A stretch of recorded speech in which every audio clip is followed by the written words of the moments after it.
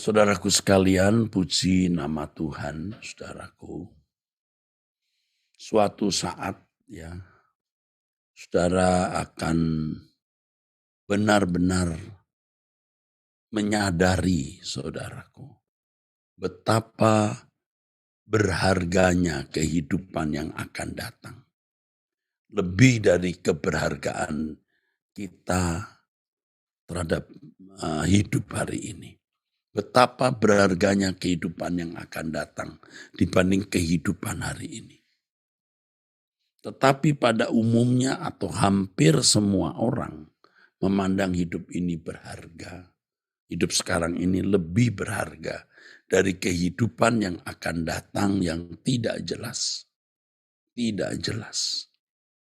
Bicara mengenai surga, kekekalan, saudaraku, atau yang sering kita katakan sebagai langit baru, bumi baru, itu dianggap nonsen, dianggap tidak berharga, dianggap tidak berarti, atau tidak bernilai. Sehingga banyak orang lebih menghargai hidup sekarang ini di bumi daripada kehidupan yang akan datang. Apanya, saudara? Dampaknya adalah mereka pasti tidak mengumpulkan harta di surga. Tidak sungguh-sungguh mempersiapkan diri menghadap Tuhan, menghadap pengadilan Tuhan. Tidak sungguh-sungguh berkemas-kemas persiapkan diri untuk memasuki kehidupan yang akan datang. Kalau sudah demikian, biasanya orang berusaha untuk meraih sebanyak-banyaknya apa yang dapat diraih dalam hidup di dunia ini. Dari kedudukan, gelar, kekayaan, popularitas, dan lain sebagainya. Karena merasa bahwa apa yang ada di dunia ini berharga, bernilai. Padahal saudara, dalam sekejap akan lenyap, saudaraku. Benar-benar tidak bisa dimengerti oleh orang-orang yang mengenal kebenaran. Bagaimana orang hanyut, tenggelam dengan perkara-perkara fana yang suatu hari akan dalam sekejap lenyap. Sebaliknya orang-orang yang terikat percintaan dunia juga tidak akan mengerti atau sulit mengerti mengapa orang-orang yang mengenal kebenaran, saudaraku, fokus ke langit baru, bumi baru, memikirkan dunia yang akan datang yang tidak jelas. Tetapi kita tidak perlu terpengaruhi oleh pandangan orang terhadap kita. Kita fokus ke langit baru, bumi baru. Kita percaya bahwa kerajaan surga, hidup yang akan datang itu jauh lebih bernilai dibanding dengan kehidupan sekarang ini. Perbandingannya bukan 100 banding 1. Juga mungkin bukan 10.000 banding 1. Mungkin juga bukan 1 juta dibanding 1. Mungkin juga tidak 1 triliun dibanding 1. Tetapi tak terhingga dibanding dengan 0.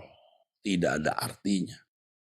Oleh sebab itu hidup yang kita miliki ini harus sungguh-sungguh kita gunakan hanya untuk persiapan kehidupan yang akan datang.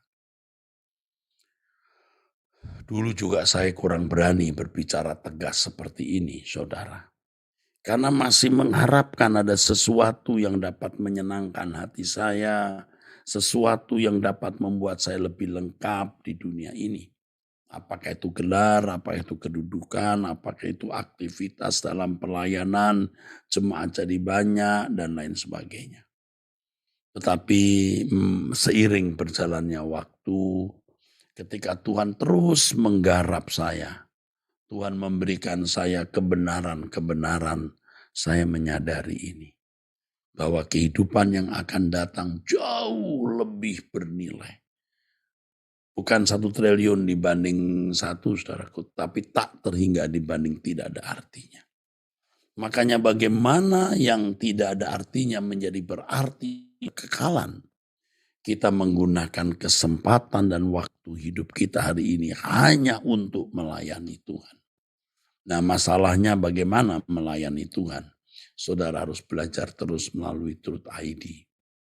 Melayani itu yang pertama bukan menjadi aktivis gereja atau menjadi pendeta, tapi menyenangkan hati Tuhan dalam segala hal yang kita lakukan.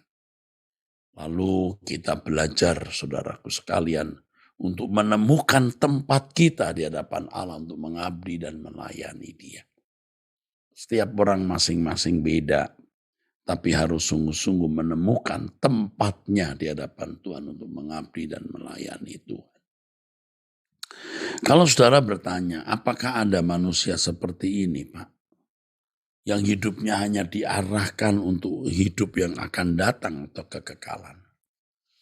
Saudara, kalau saudara belajar Alkitab, Bapak orang percaya, Abraham, itu hidupnya hanya diarahkan untuk kehidupan yang datang. Dia meninggalkan Ur Kasdim ke negeri yang Tuhan akan tunjukkan, yang sampai mati dia tidak menemukan negeri itu. Yang Alkitab katakan hanya dari jauh dia melihat dan melambai-lambai. Ibrani pasal 11. Abraham hidup menunjukkan untuk kehidupan yang akan datang. Jelas saudaraku, dia bukan mencari kesukaan hidup di bumi ini. Kalau mau mencari kesukaan hidup di bumi ini, saudara, pasti Abraham Abraham tidak akan keluar dari Ur Kasdim. Dia menetap saja di Ur Kasdim. Untuk apa? Dia tidak tahu negeri yang Tuhan akan tunjukkan. Padahal di luar Ur Kasdim yang waktu itu sebagai wilayah paling subur, paling metropolis, hanya padang gurun. Maka sejarah mencatat bahwa nenek moyang orang Yahudi itu bangsa nomaden, bangsa pengembara. Kalau membaca Alkitab bukan membaca sejarah dunia. Abraham itu bukan bangsa nomaden, bukan bangsa pengembara, bukan bangsa Badui.